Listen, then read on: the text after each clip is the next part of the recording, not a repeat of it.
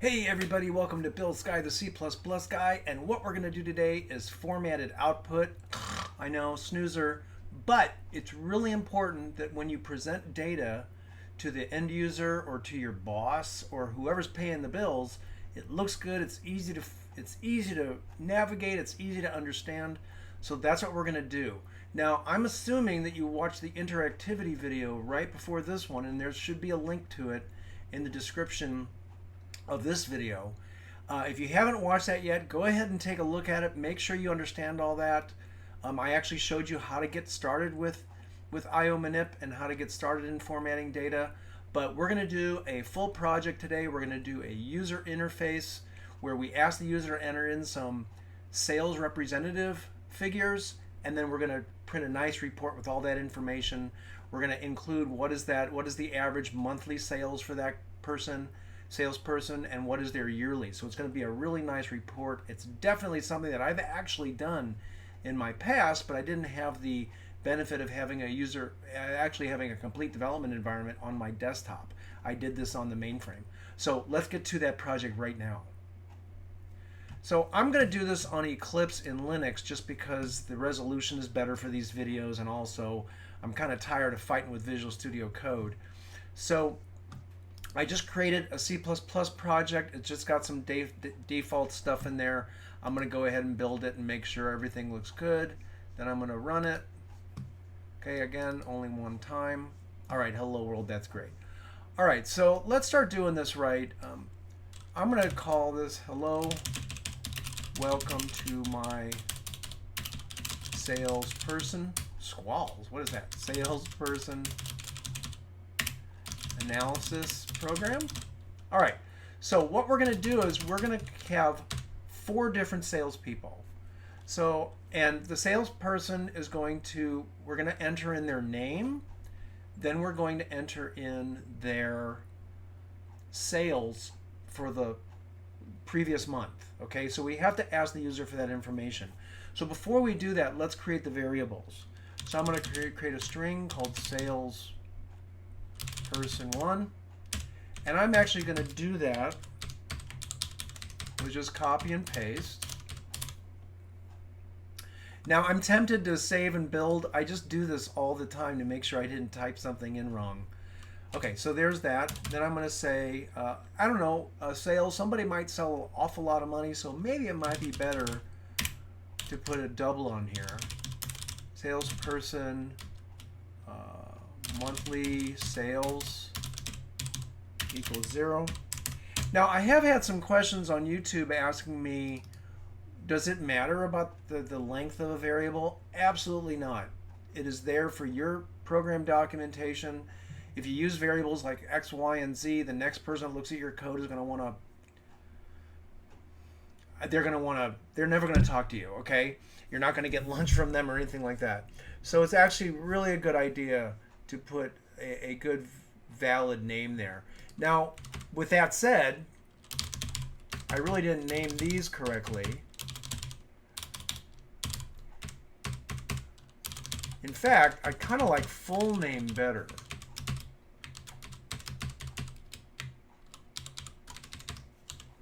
So that is really what we're talking about there. All right, so full name. Now we're going to want the salesperson monthly sales. So let's actually put that this is salesperson 1. And then let's change these to 2, 3, and 4. Okay, so this makes it really easy. Now I'm going to show you a little trick on Eclipse on how to, so you don't have to type all these long variable names. Okay, still. Now, again, got some warnings on here from the compiler telling me that we haven't ever used any of these variables. That's fine. We're going to use them in just a minute. All right, so this is the data definition.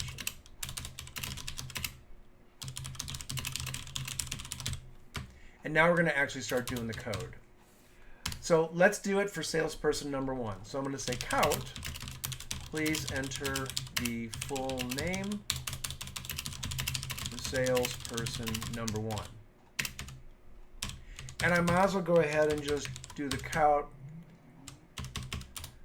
I don't know why I got rid of the E. Now enter the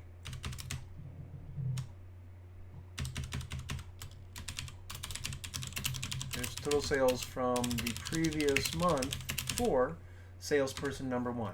Okay, so we've got those prompts, pretty clear what those are.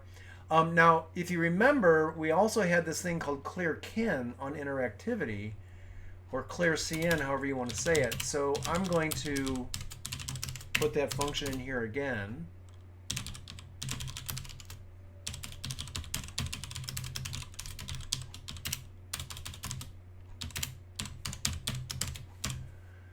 And we're going to need iomanip. And we're going to need C limits. And that's mainly for the int max constant. All right, great. Now, after you enter in any numeric value, you want to call that clearkin. Not after you enter string data, only after you enter in numeric data. Now, we're going to do the first salesperson, and then we're just going to copy and paste that for the second, third, and fourth. So the code is pretty easy to get through here. So I'm going to say get line from kin, salesperson, full name 1. Okay, and then I'm going to come down here and I'm going to say kin into sales. Now, if you don't want to type the whole variable on Eclipse, it's kind of cool. You just press Control space on Windows and Linux, Command space on, I believe, Mac, and it shows you all of the variables. And you just select the one and press Enter. There we go.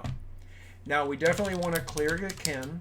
Oh, by the way, you can do the same thing on function names. So I type CL, and there's clear kin. So a nice little shortcut on Eclipse. We don't really need that space there. It's kind of nice to separate it out. But salesperson number 1 information. Okay, so we pretty much have everything there.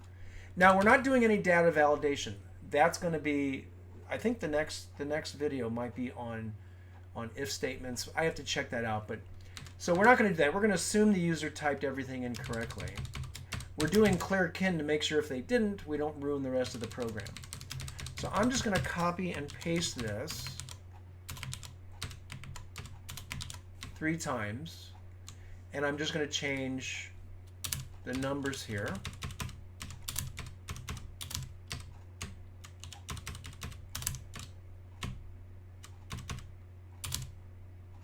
Okay, so we got 2 done.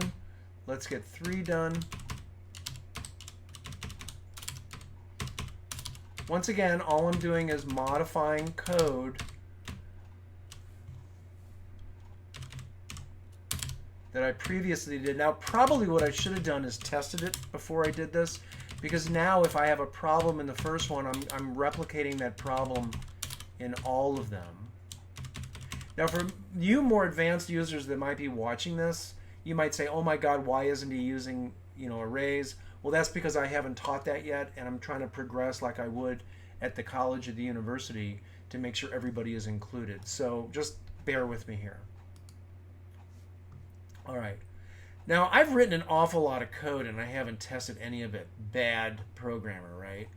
So what I'm going to do here is I'm going to do a little bit more code for the testing. So I'm just going to say count sales person full name 1, comma, sales person monthly. So I'm just going to print that out 4 times to make sure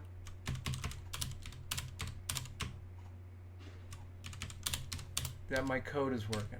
I should have done this before, but all right, great. All right, so let's run this. Okay. Now, one thing it didn't do, it didn't say hello world. Where is that? Did I mess that up? Oh, did I delete it? Or did I stick it all? Oh, stupid. It's all the way at the bottom. Now, I want to show you something. On Windows, notice that my program is running. If I go ahead and if I make a change to it, like I'm going to put this hello world up on top. And it's always good to introduce your program. I'm going to save it and I'm going to build it. The program's still running. Now on Linux and Mac, it'll let you do that. It'll let you build the program, create the executable, but on Windows it won't. It'll say permission denied. And I might, at the end of this video, show you a demonstration of that. But if it does show you that, permission denied, that means because Microsoft Windows has that executable program open and running, and it won't let you write the executable in the link step of your compile link. So what you have to do is you have to come to this little, looks like a little monitor. I'm going to click down, and you're going to see it running right here. So you click on that, you stop it, and then you redo the build. Now on Linux and Mac, you don't have that issue. Apple, Mac, you don't have that problem, but on Windows you do. I'll demonstrate that at the end of this video, because some of you may see that happen as you're developing code. All right, so let's go ahead. The first name, there we go. So I'm going to say Bill Smith. Bill Smith did $10,000.22. Sally, I don't know, Carter. Sally did $25,122.45. Mary Simmons. And Mary Simmons did $45,364. Doesn't look like Bill is holding up his end. And Frank Struthers. The guys just are not doing as well as the women. Okay, good. So let's make sure that our data was input correctly. We did Bill Smith 10,000. There's Bill Smith. We did Sally Carter at 25, Mary Simmons at 43, and Frank Struthers at 12,879. All right, good. So our data input is done. We basically are done now with our data input. So I'm going to comment these out. Now, this is not a report that I would ever be proud of. I would never give this to a manager or a customer. I know it's very minimal here, but it's just horrible. I just wouldn't do that. So what you want to do when you write a report is you actually want to write it with like a spreadsheet. Like you've got a header for the report, you've got column headers, and you've got your data. So that's what we're going to do today. So now that we've got the user input all set up, let's generate the report. Now the first thing we want to do is we want to print the report header.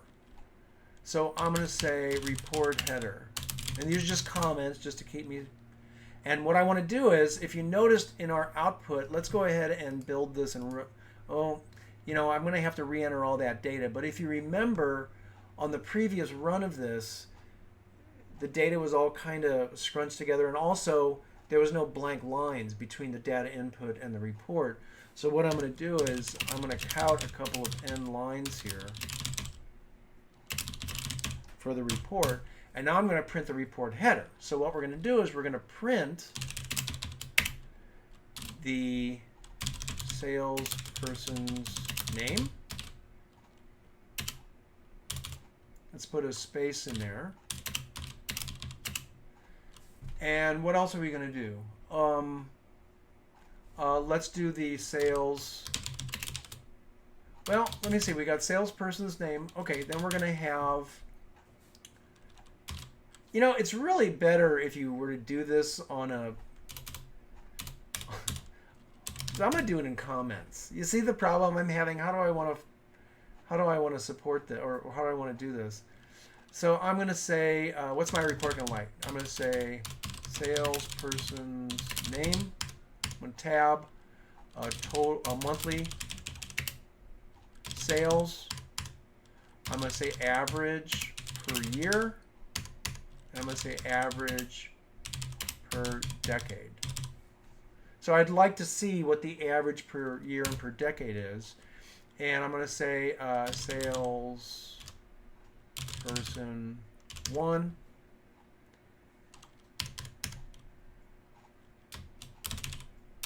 I don't know, just put in some number in there. And we're going to want that times 12. So I'm just going to copy and paste it and say times 12. I'm going to copy and paste that and say times 12 times 10 years. Okay, so it kind of look like that. And let me do a second one. Okay, so I'm going to put, and the data doesn't have to be different for everyone. This is just kind of like a design. All right, great. So we kind of have our design. I would actually would like to have some column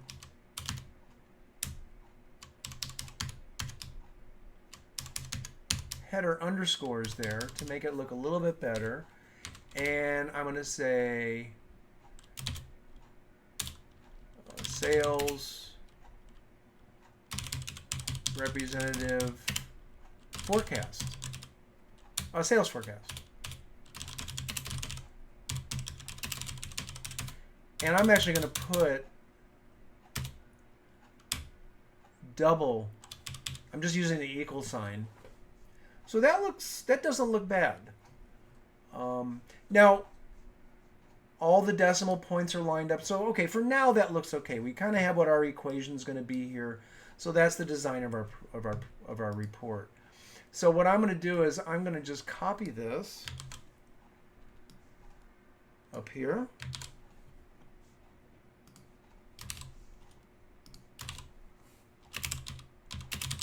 That's kind of neat.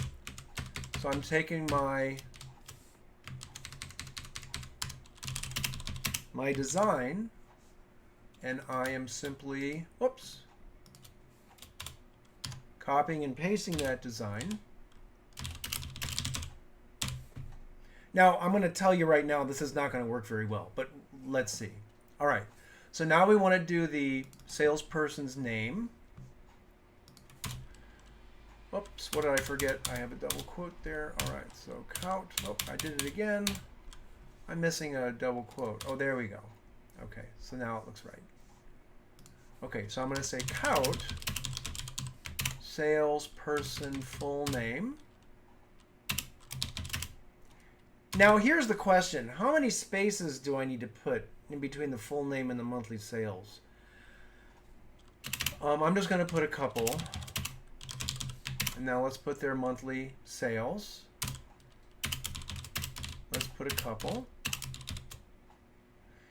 Now this is going to run off the right side of the screen on our editor. So what I'm going to do is I'm going to put a semicolon there, and I'm going to indent this.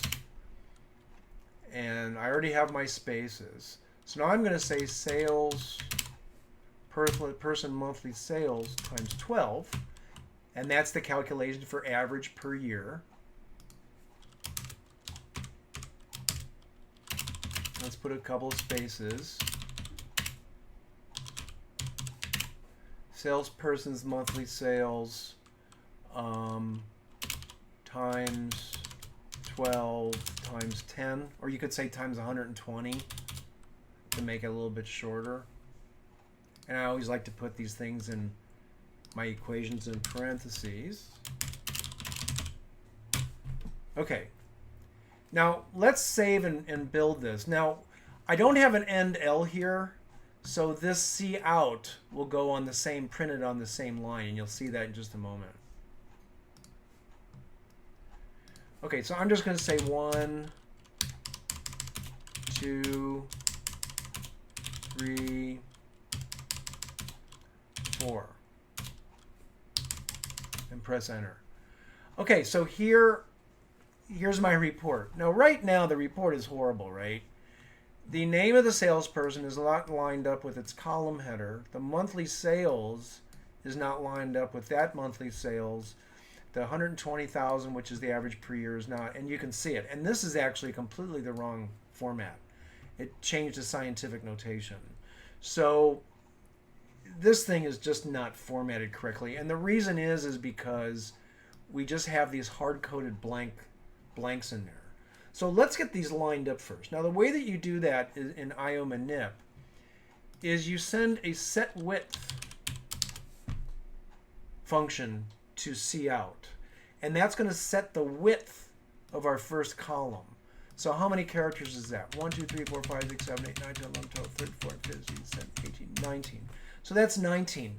So you got to figure, okay, somebody's name might be 32 bytes wide, and you want a couple of spaces after that. So we're going to make that width 36. And then we're just going to cut that off and go to the next line and do another count.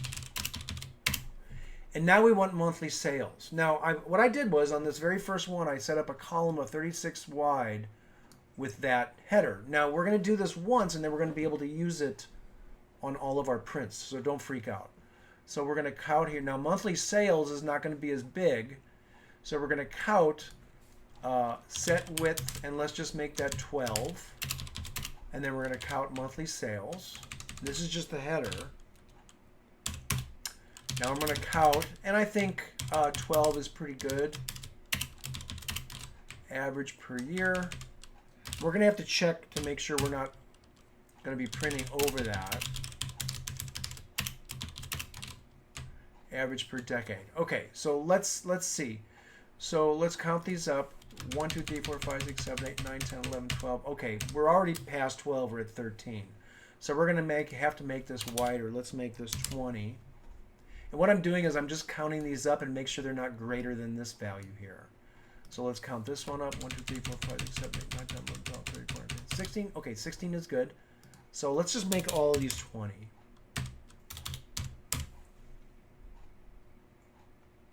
Okay. Now let's go ahead and build this and run it. 1, 2, 3, 4. Okay, so we've got those spaced out. Now, if you notice, they're right justified. So these are always, so you can see that that 32 characters pads to the left. So you'll see that in all of those. So what I'm going to do next is I want to do the underscores. So I'm just going to delete that. And I'm just going to copy this exact line. And instead of putting in a name, I'm going to put in underscores. And I'm lining it up with up here. So that's cool. Oh, and these are a little... Yeah, Eclipse indented those for me. Wasn't too crazy about that, but let's see what we got. There's monthly sales. Okay, looks good. Average per year. Again, I'm eyeballing it up to there. Now, as you're watching this and trying this out, I hope you're following along. You're going to say, what in the world is this maniac doing? This is what you do. This is what you do to format a report. It just doesn't pop out of midair. You actually have to format it. Okay, now I forgot a double quote there. And these are some of the first things I did in my programming career.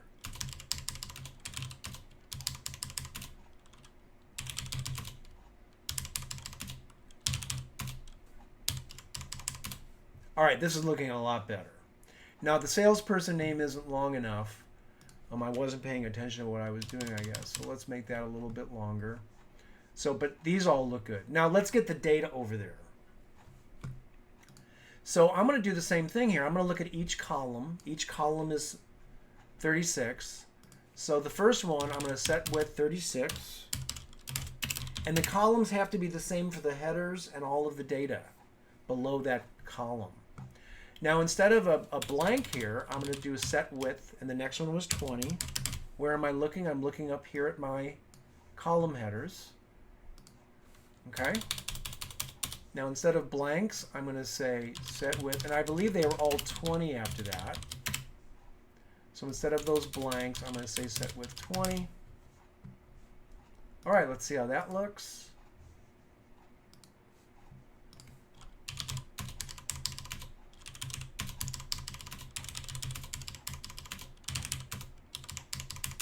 Oh, look at that. So much nicer. You see? We have a really nice, it's really beginning to look good there. Now, I haven't actually printed off my sales report header, so I'm just going to copy that up above here.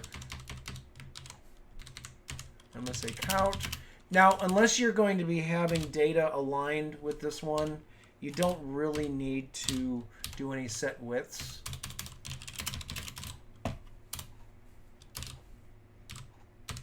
Eclipse puts that other one. All right, let's see how that looks now.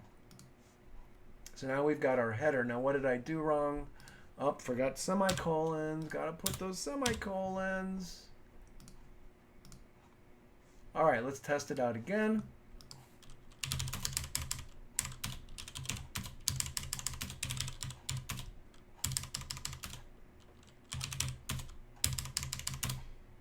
Oh, what did I forget? Oops, forgot my handouts.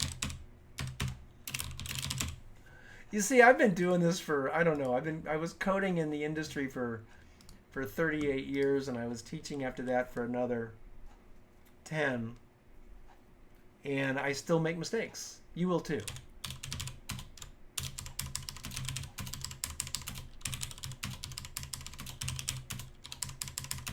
Oh man, look at that. That's looking pretty good. Now, this is not quite, I mean, it'd be kind of nice to have it centered.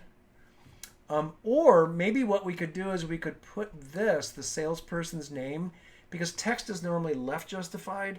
So maybe we can left justify that. And how do you do that? Good question. So what I'm going to do here on the column header, after the set width 36, I'm going to say left. And I have to do the same thing down here. Now all of this comes from iomanip. So let's see how, we're going to have to do this on our data too. All right, so let's go ahead and save, build, and test this.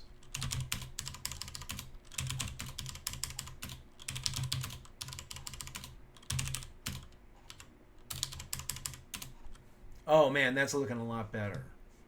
Okay. Now the problem though here is that also our numbers became left justified. Now you're going to see a problem with that. Let's put in some real fractionals. So I'm going to say 1, 100.22, 2, 10,000.9, 3, 440,000, 678.33, and 4, 1, 2, 3, 4.67. Okay?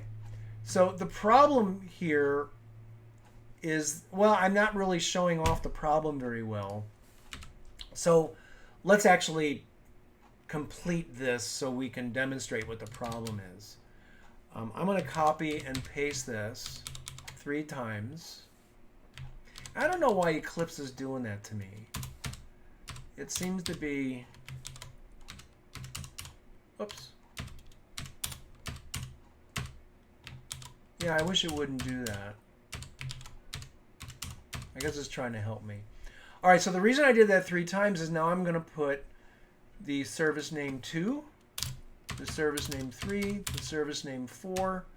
I also want to update all of the variables that we're calculating. And then down here, we're doing 4, 4, oh, not 4, sorry, 3, 2. And then we're going to come down here, 4, 3, 2. Now, for those of you that are more advanced and you're asking why isn't he using arrays, you're right. It would be nice to do that, but like I said, I haven't taught it yet. So 1, so let's say 123.45, 2, 3, and 4. All right, good. All right, so we've got some data there. Now, instead of having to enter the data all in all the time, what you could do is you could comment out all of this data input, and you could actually put the numbers in here, hard code the numbers, and then uncomment that. So let's actually do that. I'm going to go and I'm going to comment all this out. Now, the way you do it is you hold down your Shift key, you press the down arrow, and then you press Control/. And what that's doing is it's commenting out the data input code, so we don't have to keep entering it in every time as we're testing our report. So if I build and run this now, it's going to print the report. It didn't ask me for any data because I commented it all out, but also I don't really have any content here. So let's go in here and put some test data. And this will be kind of nice because we won't have to spend a lot of time entering data in. And we can put in some more complex data.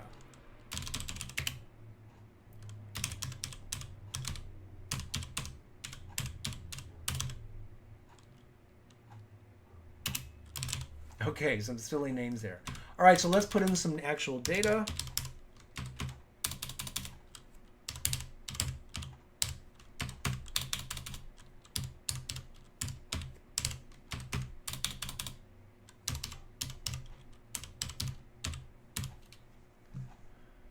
We're almost done. Believe it or not, we're almost done. We're just getting all of our data. Okay, here we go. So notice this looks like a really good report so far, but the problem is some of the decimal points have 2 digits, some of them have 1, some of them have none, some of them are in scientific notation. You don't want that. You want to actually modify, you want to make it all right justified, 2 decimal digits, and non-scientific notation. And it's actually pretty easy to do. Now, I'm going to delete all these lines of detailed code because I'm going to have to make a lot of changes here. So after the full name, I'm going to set the column width for the monthly sales to 20, but I also want to specify fixed and set precision to. Now we did this in the interaction video. Let's see what this does. Now because we put in all that default data, we don't have to enter it all in. All right, this is looking so much better. Okay, Sam Smith is the only one, and we have 2 decimal points. That's totally awesome. However, it's still left justified. So what we're going to do is, before we set the width to 20, I'm going to say right. So now it will be right justified. And let me go ahead and close these so we can see our code a little bit better. There we go. So let's build and run it. All right, that's pretty cool. Now the other problem though is our headers are still left justified. So after the sales name, we're going to have to start doing right again.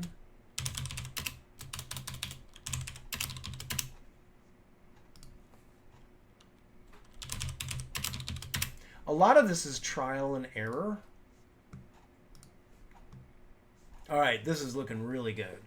I might want to make this column here a little bit wider because it's awfully close to that one.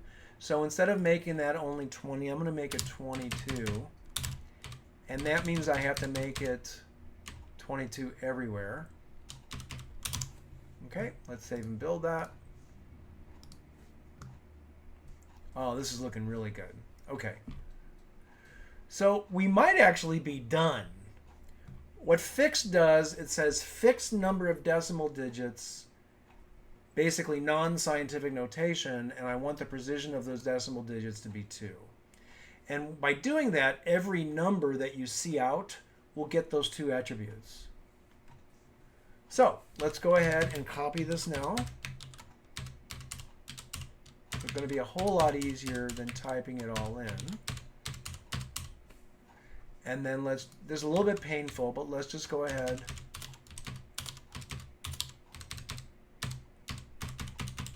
and change these variable names. Notice how easy it is. A little bit monotonous, but it's pretty easy to do this if you name your variable names consistently.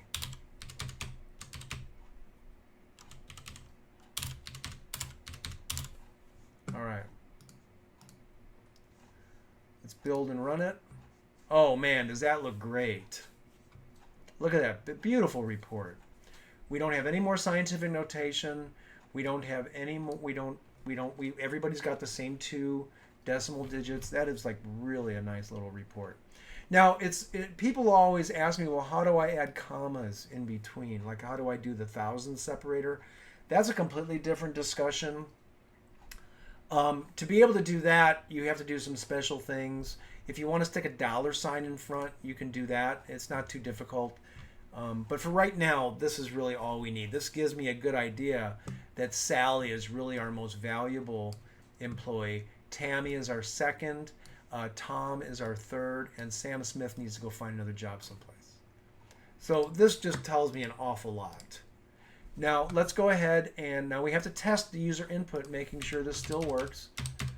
So I'm going to uncomment those, and what I'm doing is, again, I'm holding down my shift key as I press my down arrow, and on on Windows and Linux you just press Control/. I believe on Mac you press Command/. Okay, so now let's test it out. And now it's going to ask us to enter our data. Okay, Tom Smith, Tammy Tondalea Ventimiglia. Now I'm putting in some ridiculous names here because I want to put in data that might overrun the report format.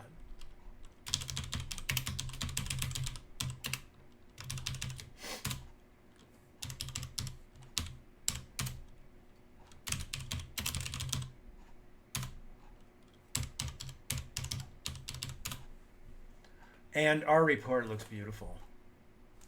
You can see Tom Smith, so you can see Tom Jones is our biggest, Tammy is our second, Sammy Smithers is our third, and Tom Smith is bringing up the rear. So that is how you do a nice little report. That's how you use iomanip to format it. Remember, we went through and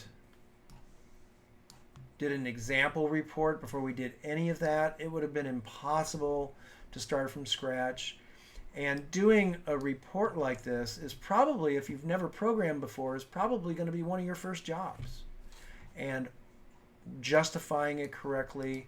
So we did an awful lot in this video.